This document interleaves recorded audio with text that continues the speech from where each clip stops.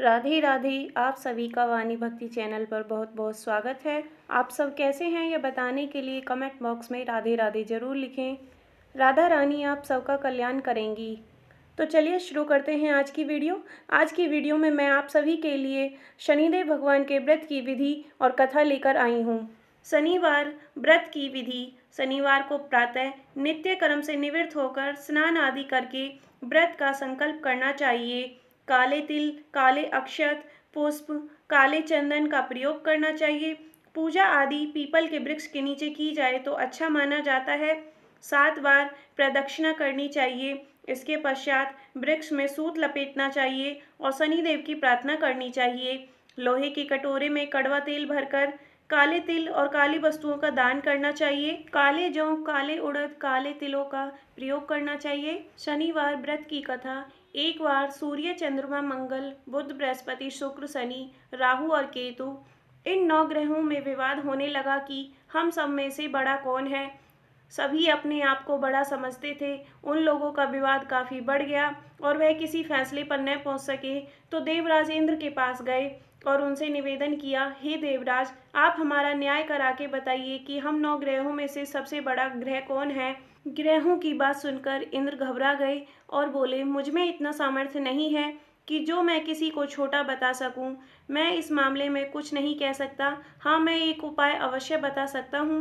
इस समय मृत्युलोक में विक्रमादित्य का राज है। वह दूसरों के दुखों को दूर करने वाले हैं, इसलिए तुम्हें उनके पास जाना चाहिए। देवराज इंद्र की बात सुनकर सभी ग्रह महाराज विक्रमादित्य के पास गए और सारा किस्सा सुनाया। ग्रहों की बात सुनकर महाराज विक्रमादित्य सोचने लगे कि किसको छोटा बताऊं। काफी देर तक विचार करने के पश्चात उन्होंने एक उपाय सोचा। सोना, चांदी, कांसा, पीतल, रांगा, जस्ता, अभ्रक, लोहा आदि 9 धातुओं के 9 आसन बनवाए और उनको क्रम अनुसार बिछा दिया। सोने का सबसे आगे और लोहे का सबसे पीछे। इसके बाद राजा ने ग्रहों से कहा, आप सब अपने अपने आसनों पर बैठ जाइए। जिसका आसन सबसे आगे है उसको सबसे बड़ा और जिसका सबसे पीछे है उसको सबसे छोटा समझिए। क्योंकि लोहे का आसन सबसे पीछे था, इसलिए शनिदेव ने समझ लिया कि राजा ने मुझे सबसे छोटा बता दिया है। उन्होंने कहा, राजा, तू मेरे पराक्रम को नहीं जानता। सूर्य एक राशि पर 1 महीना, चंद्रमा 2.25 दिन और मंगल 1.5 महीना, बृहस्पति 13 महीने, बुध और शुक्र 1-1 महीना तथा राहु और केतु उल्टे चलते हुए केवल 18 महीने केवल एक राशि पर रहते हैं। परंतु मैं एक राशि पर 30 महीने तक रह सकता हूँ। जब श्री रामचंद्र जी पर 7.5 आई तो उनको वनवास हो गया और रावण पर आई तो भगवान श्री रामचंद्र जी ने सेना लेकर लंका पर चढ़ाई कर दी और रावण के पूरे कुल का नाश कर दिया। इसलिए राजा, अब तू तनिक सावधान रहना। शनिदेव की बात सुनकर राजा विक्रमादित्य बोला, जो कुछ मेरे भाग्य में लिखा होगा सब देखा जाएगा। इसके पश्चात अन्य ग्रह तो बड़ी प्रसन्नता के साथ और शनिदेव क्रोध से भरकर विक्रमादित्य के दरबार से उठ अपने अपने स्थान को रवाना हो गए। कुछ समय के पश्चात जब महाराज विक्रमादित्य पर 7.5 आई तो शनि ने व्यापारी का रूप धारण करके अनेक तरह से सुंदर घोड़ों के साथ महाराज विक्रमादित्य की राजधानी पहुंचे। राजा ने व्यापारी के पास आकर उन दोनों को देखा और उनमें से एक सुंदर घोड़े को पसंद किया और सवारी के लिए उस पर चढ़ा। बस राजा के उस पर चढ़ने की देरी थी कि वह हवा हो गया और जंगल में राजा को गिराकर अदृश्य हो गया। जब राजा जंगल में मारा मारा फिरने लगा, भूख और प्यास ने भी उसे बेहद सताया। इतने में कहीं से एक ग्वाला आ निकला। उसने राजा को पानी पिलाया। पानी पीने के पश्चात राजा ने ग्वाले से नगर का मार्ग पूछा। ग्वाले ने राजा को सीधा रास्ता बता दिया।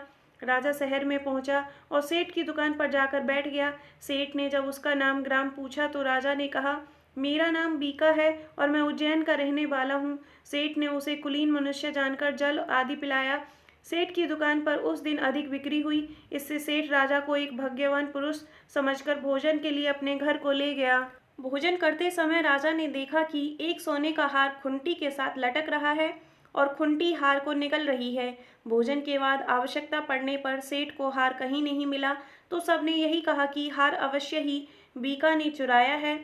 इस पर 5-7 आदमी विक्रमादित्य को पकड़कर कोतवाल के पास ले गए और कोतवाल ने उसे राजा के सामने उपस्थित कर दिया और बोले, महाराज, यह आदमी तो भला प्रतीत होता है और चोर मालूम नहीं होता, लेकिन सेठ का कहना है कि चोरी इसी ने की है, क्योंकि उसके घर में इसके अलावा बाहर का कोई आदमी नहीं आया। इस पर राजा ने आज्ञा दी, महाराज विक्रमादित्य के हाथ पैर काट कर चौरंगा किया जाए। राजा की आज्ञा के अनुसार महाराज विक्रमादित्य के हाथ काट दिए गए। इसके पश्चात राजा की यह दशा हो गई कि किसी ने पानी उसके मुख में डाल दिया तो पी लिया, और यदि किसी ने रोटी का टुकड़ा मुख में डाल दिया तो खा लिया। इस प्रकार कुछ समय व्यतीत हुआ तो एक तेली उनको अपने घर ले गया और अपने कोलू पर बिठा दिया। महाराज विक्रमादित्य कोलू पर बैठे हुए दिन भर बैल हाँकते रहते। जब राजा की बुरी दशा समाप्त हो गई और जब एक रात को वर्षा के समय वह मल्हार गा रहे थे, तो उनका गाना सुनकर उस नगर के राजा की लड़की उन पर मोहित हो गई और अपनी दासी को इस बात का पता लगाने के लिए भेजा कि देखो इस समय कौन मल्हार गा रहा है। दासी ने महल में आकर राजकुमारी को सब वृत्तांत सुना दिया। राजकुमारी ने प्रण किया कि यदि विवाह करूंगी तो इस चौरंगा से ही करूंगी, और अगले दिन से राजकुमारी ने अनशन व्रत कर लिया। दासी ने रानी को सब हाल सुना दिया। रानी तुरंत ही राजकुमारी के पास पहुंची और उनसे उनके दुख का कारण पूछा। राजकुमारी ने कहा, माता जी, मैंने प्रण लिया है कि अमुक तेली के घर में चौरंगा है, उसी के साथ विवाह करूंगी। रानी ने चिंतित होकर यह बात राजा को बताई। राजा ने भी समझाया। उसने कहा, पुत्री, मैं अभी देशांतर में अपने दूत भेजकर गुणवान और रूपवान राजकुमार के साथ तेरा विवाह करूंगा। जो बात तुमने सोची है यह तुम जैसी राजकुमारी को शोभा नहीं देती। इस पर राजकुमारी ने कहा, पिताजी, यदि आप इस संबंध में अधिक और कुछ कहेंगे तो मैं अपने प्राण त्याग दूंगी, परंतु दूसरा वर नहीं करूंगी। राजा ने उसी समय तेली को बुलाकर कहा, तेरे घर में चौरंगा है, मैं उसके साथ लड़की का विवाह करना चाहता हूँ। तेली ने कहा, महाराज, यह कैसे हो सकता है? कहाँ आप हमारे राजा हैं और कहाँ मैं नीच तेली। राजा ने कहा, भाई, भाग्य के लिखे को कौन मिटा सकता है। तुम अपने घर जाकर विवाह की तैयारी करो। अब तेली अपने घर जाकर विवाह की तैयारी करने लगा। फिर राजा ने राजकुमारी का विवाह विक्रमादित्य से कर दिया। रात्रि के समय जब महाराज विक्रमादित्य और मन भावनी महल में सोए तो आधी रात के समय शनिदेव ने राजा विक्रमादित्य को स्वप्न में दर्शन देकर कहा, राजन, कहो तुमने मुझको छोटा बताकर कितने दुख उठाए हैं। तब महाराज विक्रमादित्य ने शनिदेव से अनेक प्रकार से क्षमा याचना की। इस पर शनिदेव ने प्रसन्न होकर महाराज विक्रमादित्य को हाथ पैर दोबारा दिए। विक्रमादित्य ने शनिदेव से कहा, महाराज, मेरी एक प्रार्थना स्वीकार करें कि जैसा दुख आपने मुझे दिया है वैसा दुख और किसी को नहीं दीजिएगा। शनिदेव ने कहा, राजन, तुम्हारी यह प्रार्थना स्वीकार करते हैं। जो मनुष्य मेरी कथा सुनेगा और चींटियों को आटा डालेगा उसके मनोरथ पूरे होंगे। इतना कहकर शनिदेव अंतर्ध्यान हो गए। प्रातःकाल जब राजकुमारी मन भावनी की आंख खुली और उसने महाराज विक्रमादित्य के हाथ पैर देखे तो आश्चर्यचकित रह गई। उसको चकित देखकर राजा ने अपना समस्त वृत्तांत कहा और यह बतलाया कि मैं विक्रमादित्य हूँ। नगर भर में प्रसन्नता की लहर दौड़ पड़ी और सेठ भी दौड़ा हुआ आया और विक्रमादित्य के चरणों में गिर पड़ा और क्षमा मांगने लगा कि आप पर मैंने चोरी और झूठा दोष लगाया, अतः आप अब तो आपका जी चाहे मुझे दंड दीजिए।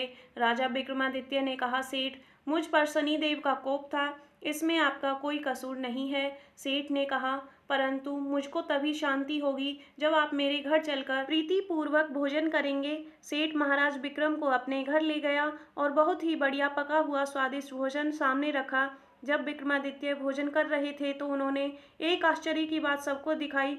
जो खूंटी पहले हार निगल गई थी अब उगल रही थी। महाराज विक्रमादित्य ने कहा, जब मुझ पर शनि की दशा थी तब खूंटी ने हार निगल लिया था, अब शनिदेव की दशा समाप्त हो गई है तो खूंटी ने हार उगल दिया है।